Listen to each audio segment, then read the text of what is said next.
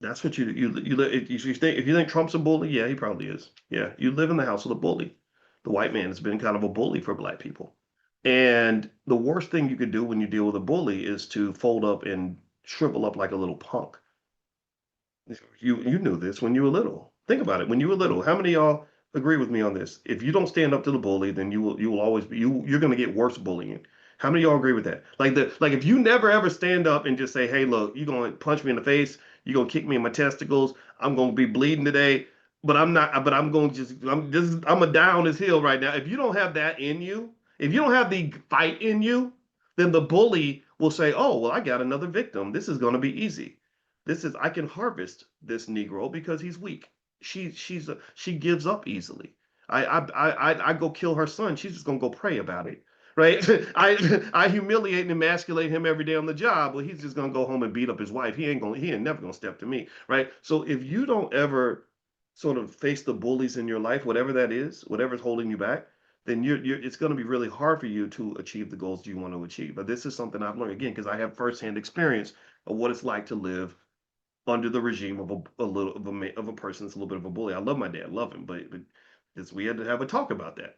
Like, come on now, I got a little older. I was like, okay, you've always been the boss, but I need you to start being a leader. Leaders are different from the boss. Right? Bosses, it's arrogance and all that. I said, no, I need you to lead, not try to be the boss. Because right now, I'm 45, you're an old man. I'm the boss right now, if I want to be. But I'm not going to be a boss. I'm going to be a leader. And I'm going to respect you. But just understand, I'm not a kid anymore, right? These are real conversations we've had to have over time. So at some point, confronting the bully in your life. And let's go back to the US and economics, and we're going to talk about Venezuela. The United States, let's just be clear. Here's what's happening in Venezuela, but it's also happening to you. You got to understand this. The US government, they're going to give this whole speech about like, well, Venezuela is a narco state and we and what else? They don't follow the rules of democracy. They steal elections. They can do all that. Yeah, yeah, yeah. You know what they're doing? They basically are like, okay, we don't like these people anyway.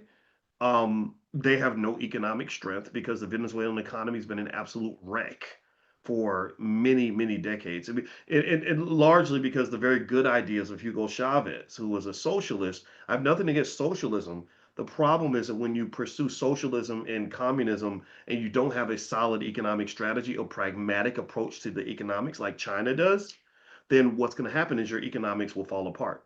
You look over and you say, "Oh, there's a big company. Their company makes lots of money. We're just going to take the money and give it to everybody."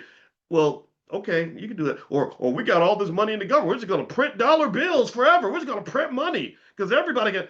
That you need your economic advisors because your economic advisors will help you understand, as Zimbabwe learned, that if you just keep on printing money, you're going to have an inflation problem and your money will eventually be worthless. Anything that's given out in oversupply loses its value. Anything that's given in oversupply loses its value. I wish I could explain that to some of the young ladies who listen to Cardi B and think that they should just give their vagina away to every man with $1.50 in a Pepsi. Hey, any man that takes on the Red Lobster deserves to get some today. I would say no, no, no. Listen to what Muhammad Ali told his daughter. He said anything that is given freely is not valued.